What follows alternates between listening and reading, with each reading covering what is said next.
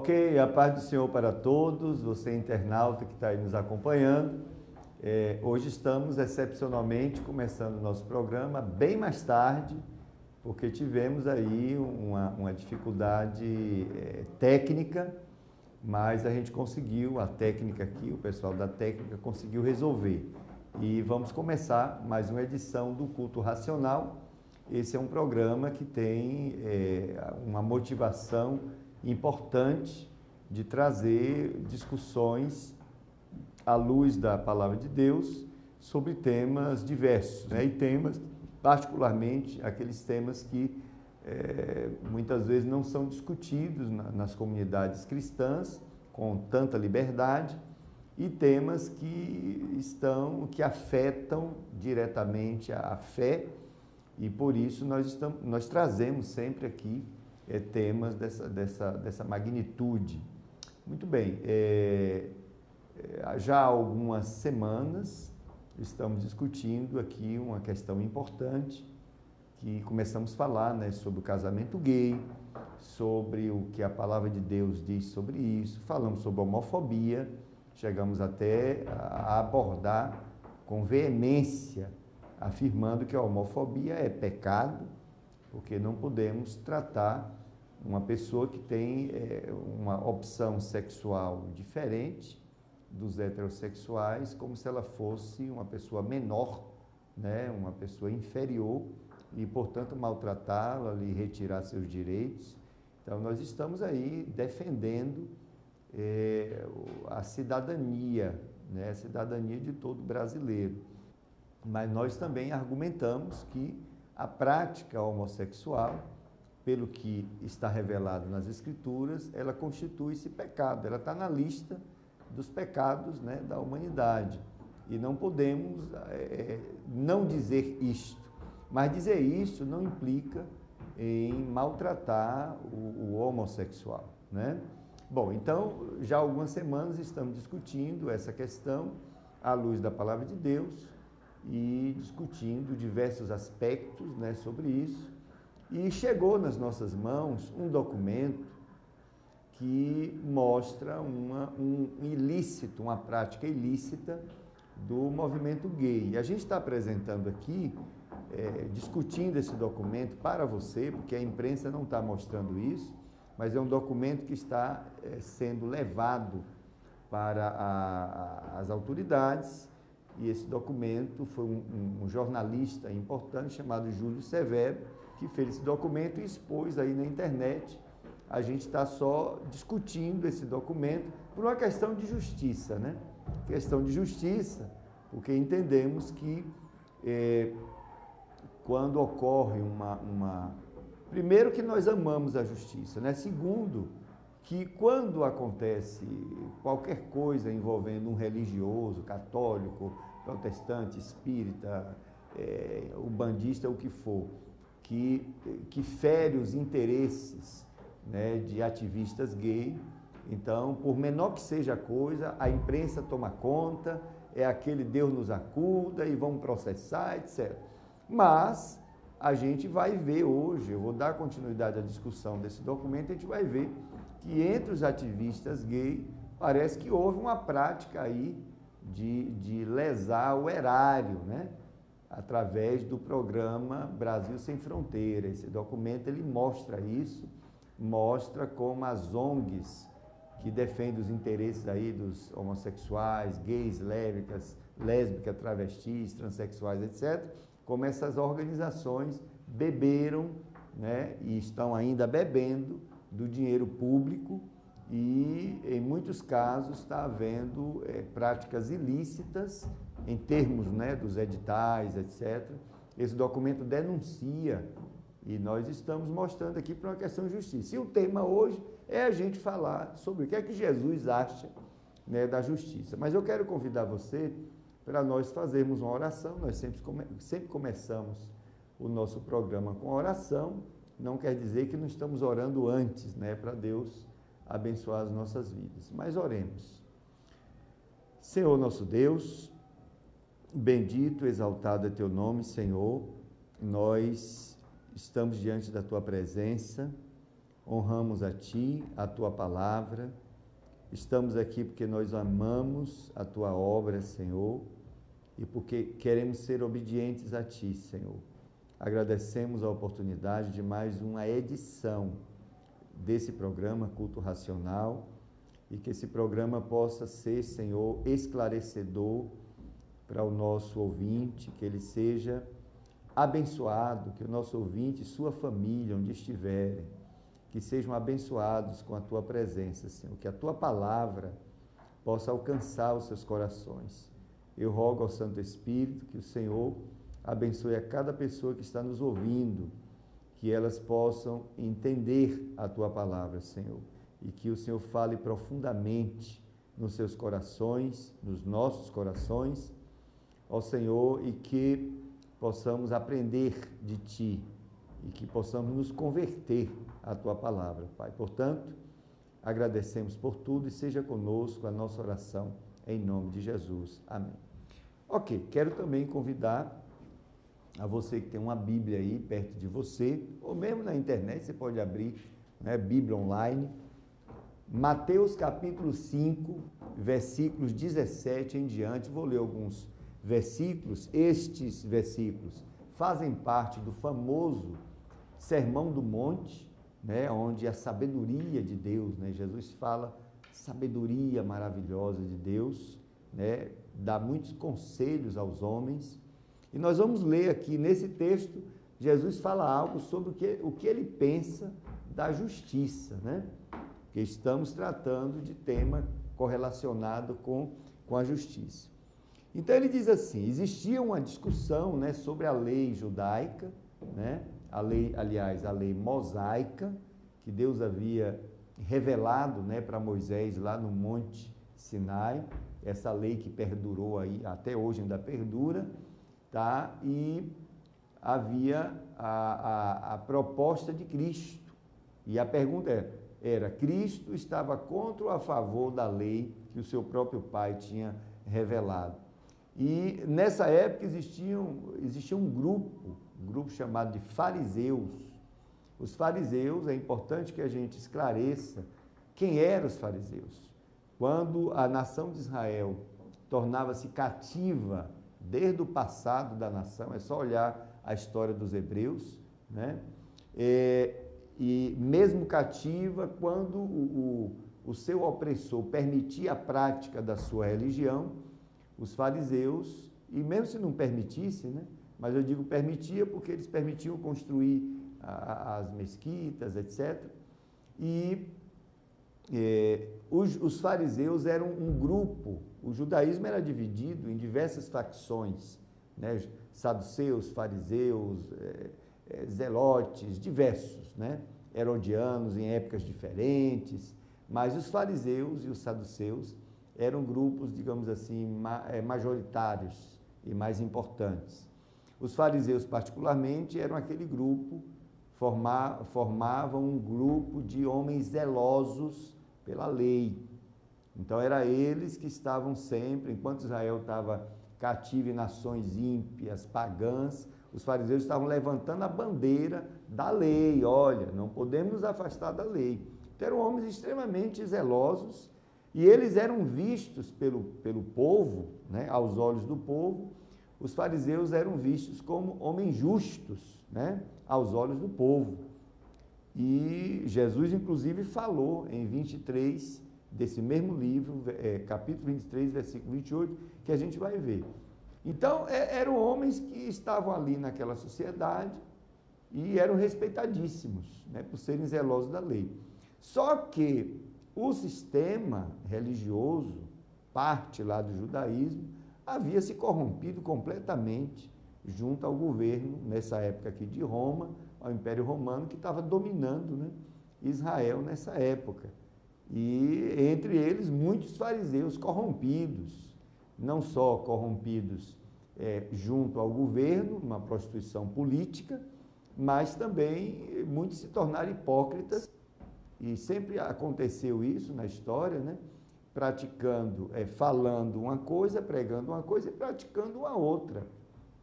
Mas eram vistos aos olhos do povo como homens justos. E Jesus, ele desmascara, né, muitos fariseus. Muitos fariseus se converteram a Cristo, foram seguidores de Cristo, se converteram.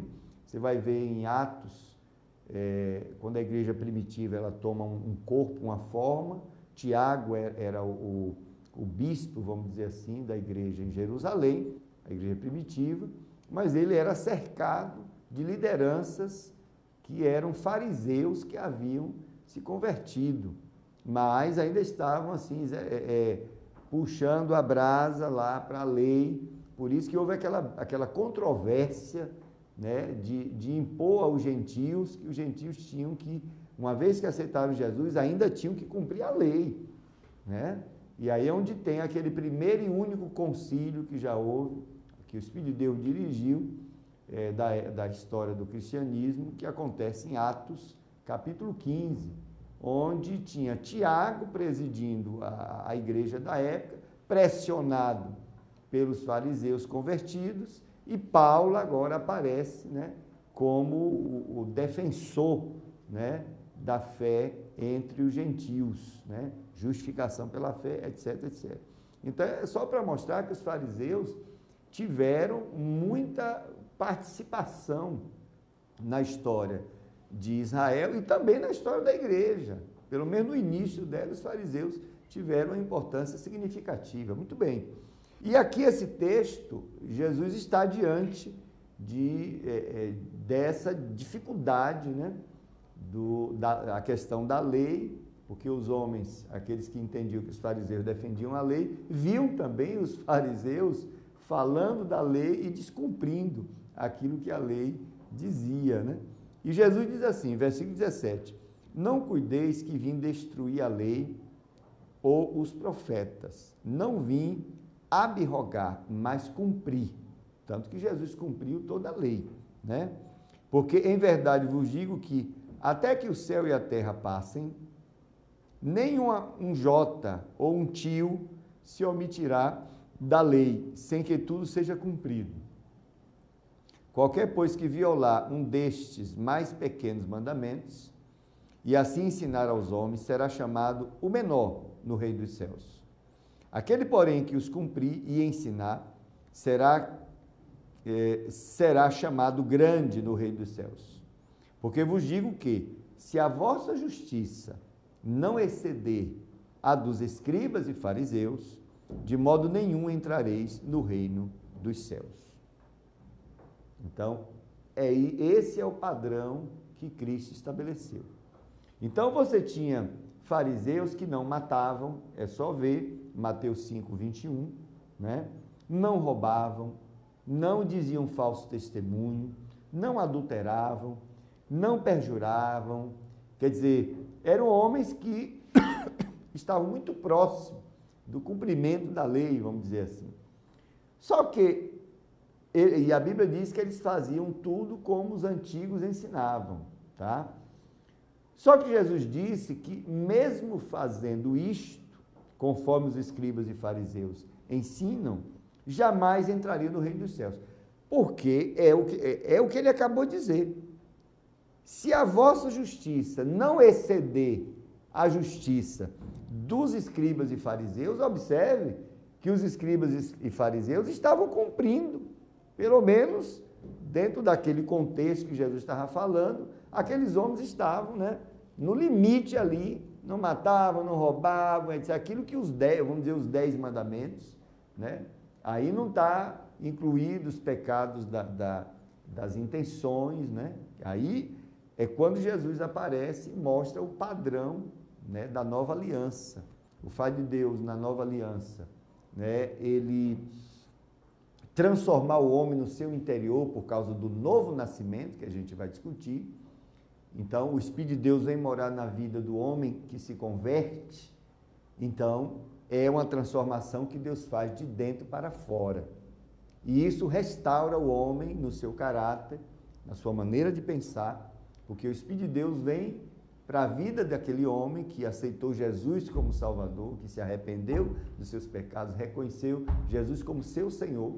O Espírito de Deus, quando ele vem morar na vida desse homem ou dessa mulher, ele faz a mente daquela pessoa pensar como Cristo pensa. Observe que consequência maravilhosa e dramática na vida de um ser humano comum, né? Que a Bíblia diz que nós somos feitos participantes da natureza divina.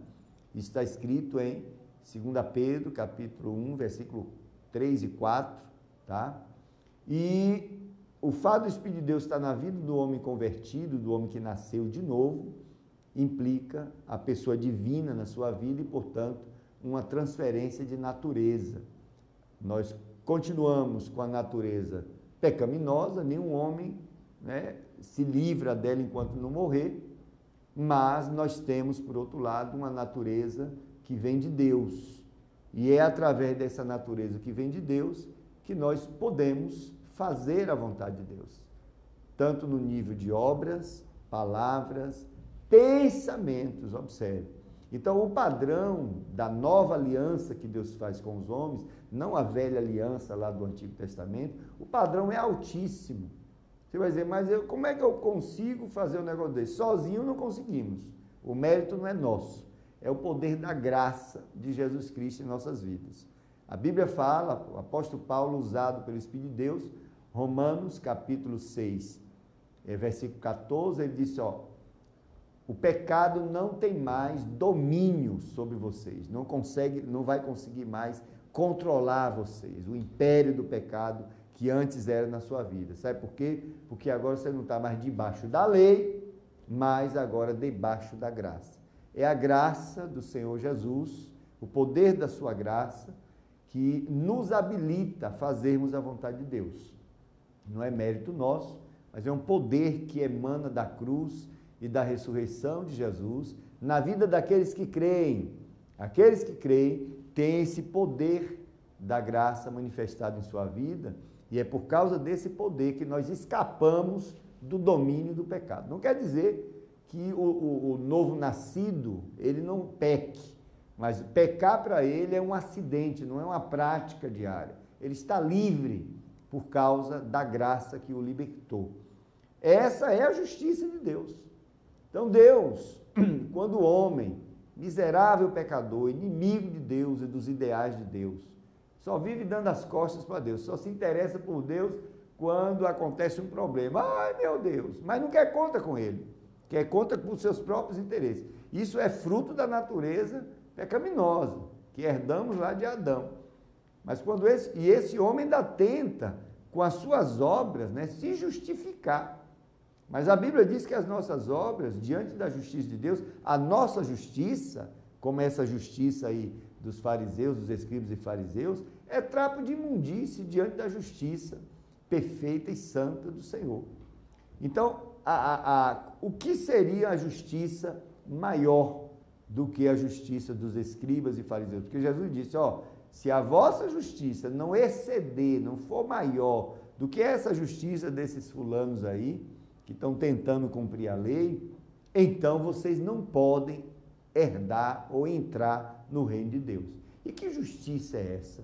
Maior do que a justiça dos fariseus? É a justiça que vem de Deus. E que justiça é essa que vem de Deus? Jesus morreu na cruz como o meu substituto, como o seu substituto. E todos aqueles que entendem isso, que recebem isso como um dom de Deus, uma dádiva de Deus, arrependem-se dos seus pecados, entregam suas vidas para o Senhor Jesus, sabe o que é que Deus faz? Perdoa os pecados desse fulano. Além de perdoar, faz uma obra da regeneração na vida desse homem.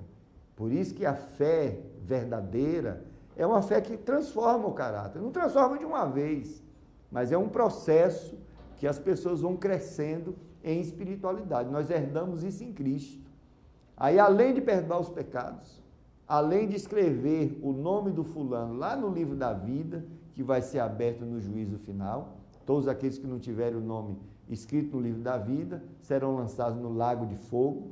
Então, além de perdão dos pecados, além de Espírito de Deus ir morar na vida da pessoa, de uma natureza adquirida agora, que fará a vontade de Deus, a Bíblia diz que Deus imputa a justiça de Jesus Cristo para a minha vida, me tornando justificado.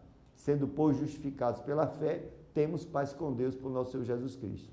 Então, Deus agora, quando vê este homem que se arrependeu, essa mulher que se arrependeu, ele vê através de Jesus Cristo.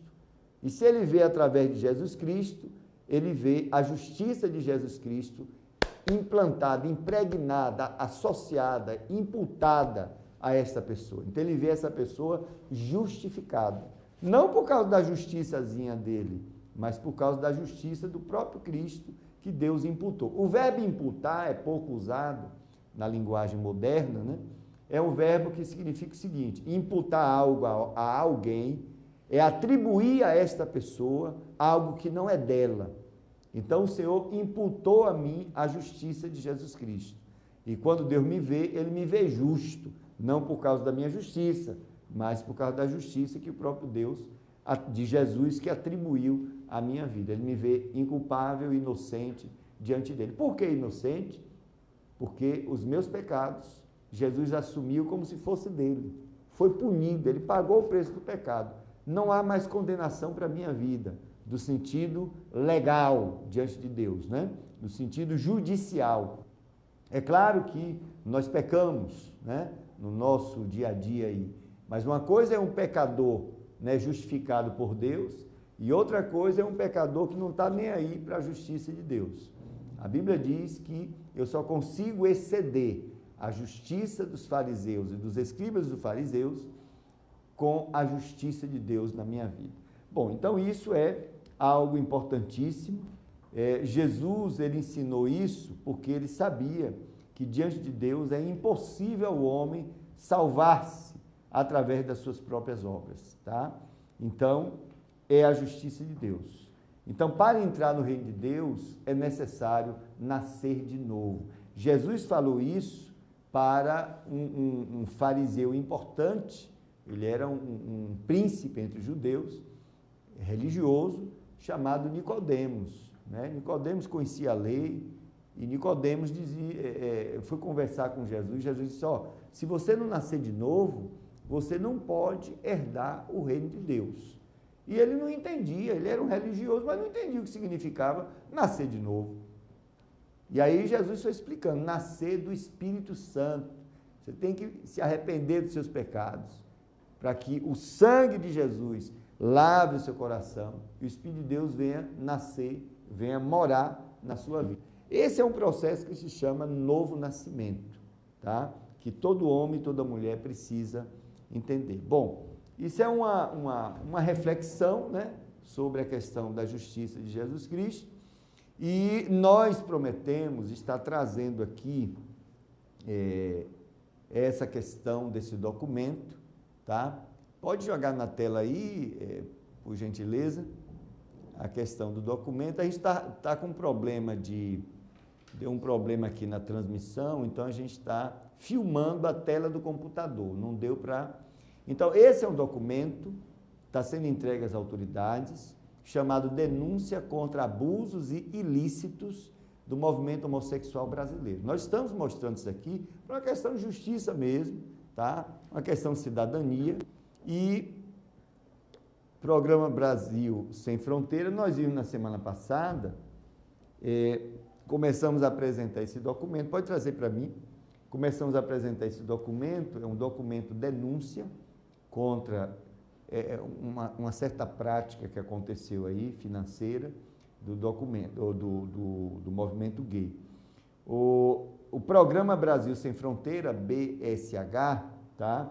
Foi lançado em 2004. Vou fazer uma revisão rápida do que vimos na vez passada, né, semana passada.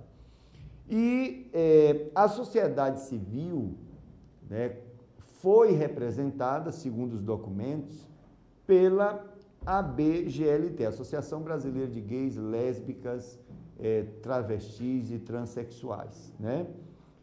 Foi representado por essa associação, que é uma associação de associações, e que de longe estaria representando a sociedade civil, né? Bom, e foi exatamente essa a BGLT e as ONGs que estão ligadas a ela, afiliadas a ela, os seus representantes, que, como é que eu diria, criaram, né? Eles praticamente fizeram o tal documento, né? Eles fizeram parte de uma comissão que fez esse documento, eles foram os idealizadores, tá? E qual é o problema aí? O problema, primeiro, que não estava representando a sociedade civil. Essa é uma pequena dificuldade entre as grandonas que nós vamos ver aqui. E o documento foi feito, observe, foi feito para apoiar e fortalecer as instituições para a promoção da cidadania gays, lésbicas, etc. Tá?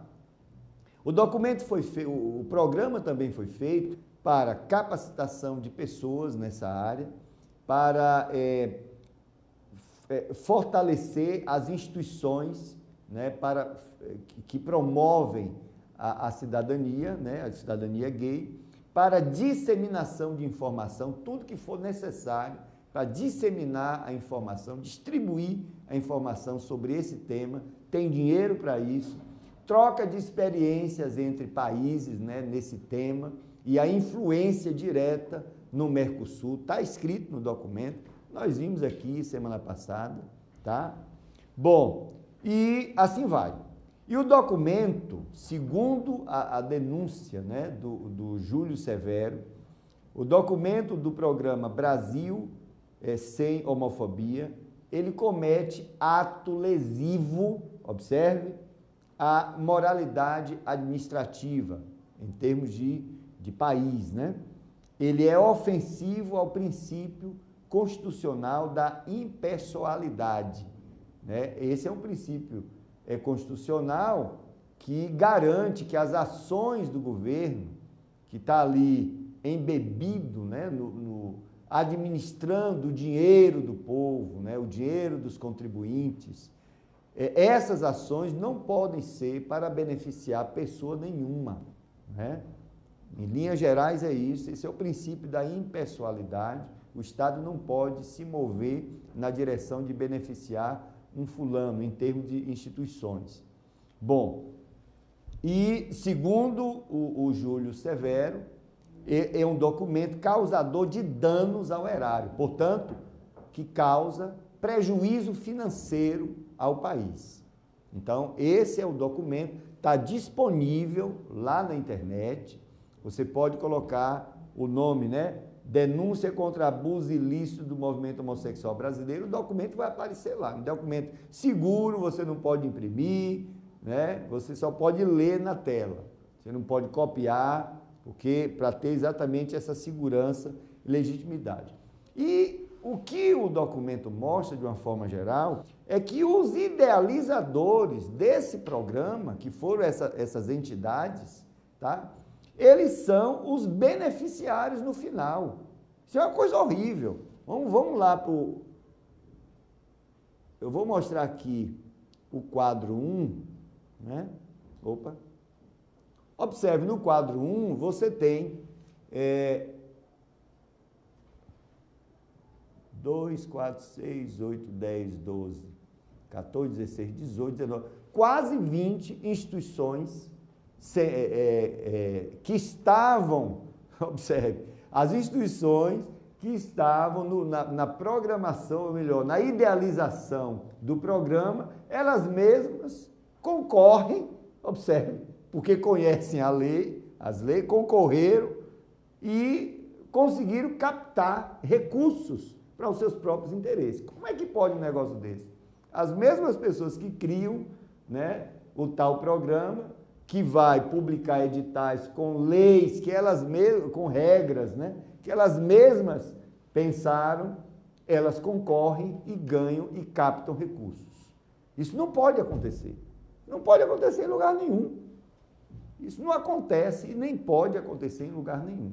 É por isso que o documento começa a fazer essa denúncia. E quando é que essa coisa aconteceu? Para a formação desse programa, etc., as regras. Aconteceu uma reunião 7 e 8 de dezembro de 2003, foram 24 pessoas, representando as tais ONGs, né? Numa reunião chamada reunião ampliada, que nós discutimos na semana passada. É quando você tem um grupo específico de pessoas representantes ali para discutir um documento, uma proposta, etc. E, de repente, alguém diz assim, não, vamos ampliar essa reunião, porque tem um bocado de interesse para gerar pressão sobre aqueles que podem decidir. Então, fizeram uma reunião ampliada e tomaram e fizeram as regras desse programa. Entre essas 24 pessoas estavam Tony Reis, o Elton Trindade, Léo Mendes, Caio Fábio Varela, né, pessoas importantes do movimento gay, né, lideranças nacionais, estavam lá. Segundo este documento, eles monopolizaram a elaboração de uma política pública, porque o programa de Brasil Sem Fronteira, é uma política pública do governo federal. Tá? Então, segundo os dados desse documento, está dito pelo Júlio Severo, um repórter importante que está lá, fugiu para os Estados Unidos por perseguição, né? Perseguição religiosa, inclusive, porque ele se atreveu a falar contra o movimento gay, etc, etc, e ele foi obrigado a fugir. Bom, eu disse Estados Unidos, mas não sei exatamente onde é que ele está, né? Eu não o conheço, mas como o documento é um documento assim, livre, à disposição de qualquer cidadão, eu tomei o documento porque achei curiosíssimo essa denúncia e eu estou aqui discutindo com vocês, porque tem a ver com o tema que a gente está discutindo já há muitas semanas. Então, segundo ele, essas lideranças do movimento gay monopolizaram a elaboração de uma política pública e garantiram para si os recursos públicos que o Estado disponibilizaria para a implementação da referida política. Isso é, no mínimo, vergonhoso, né? Indecente, ilícito. Isso não pode acontecer. É como se eu fosse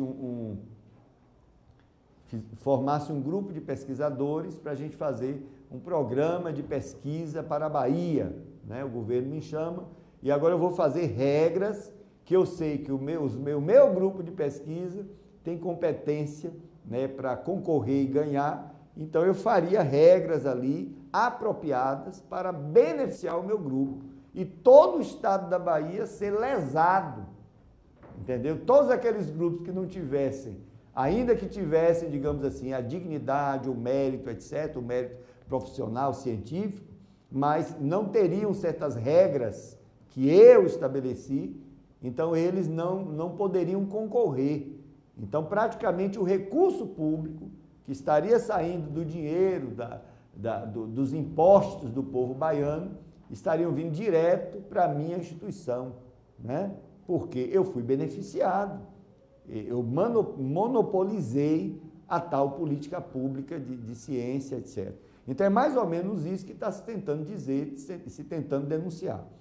A ABGLT, Associação Brasileira de Gays, Lésbicas e Travestis e Transsexuais, é importante ser dito, ela não aceita filiação de pessoas físicas, né? Ela defende os interesses das suas afiliadas, ou seja, de outras ONGs. Não tem ninguém que pode se associar à BGLT, porque ela não é uma ONG de pessoas, ela é uma ONG de ONGs, né? As ONGs que se afiliam. Além disso, algumas afiliadas da BGLT pertencem ao mesmo grupo de militantes. Observe aí a superposição que lá na frente vai dar vantagem para diante de uma captação de recursos.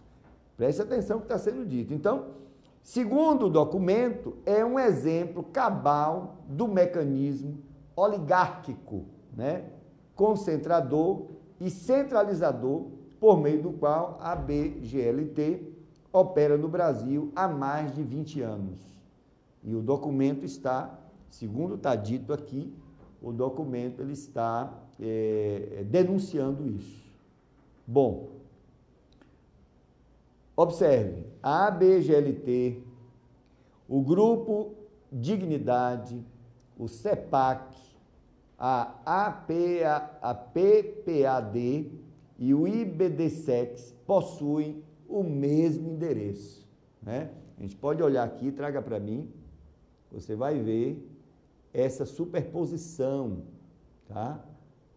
Deixa eu ver aqui onde é que eu encontro isso, tá? Aqui, ó, está exatamente aqui, ó.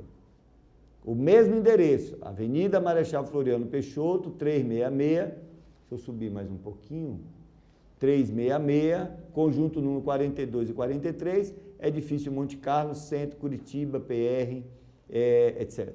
Então, as instituições estão funcionando, 1, 2, 3, 4, 5 delas funcionam no mesmo lugar, tá? Tem mais. Tony Reis, ele fez um cluster de ONGs. Vamos ver, quadro 2. No nome dele, ó. Observe. Grupo Dignidade pela Cidadania de Gays, Lésbicas e Trans... Deixa eu subir mais um pouquinho.